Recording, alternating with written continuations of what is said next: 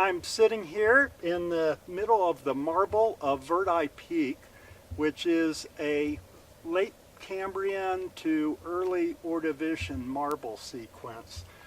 You can see it over in the Pequot Mountains, a couple ranges over. It's unmetamorphosed there. It's a sedimentary sequence of sedimentary limestones. But here on the back of Clover Hill and the East Humboldt Range and in Ruby Mountains, it's been intensely metamorphosed and deformed. And right here in particular, it's a kind of rock, a variety of deformed rock we call myelinite. And the key characteristics of this that you can see is a well-developed foliation. You can see the rolling kind of gently folded foliation, shears cutting through it. And when you look at those foliation surfaces, at the planar surfaces, such as right here, you'll see a distinct stretching and deforming of the calcite grains in the marble.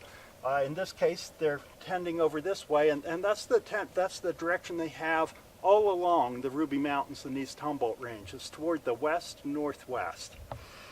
And that we interpret as the direction of shearing in a very early stage of the development of these rocks. So when that shearing or ductile faulting, smearing out if you like, was going on, these rocks were likely at depths of at least 15 to maybe even as much as 20 kilometers.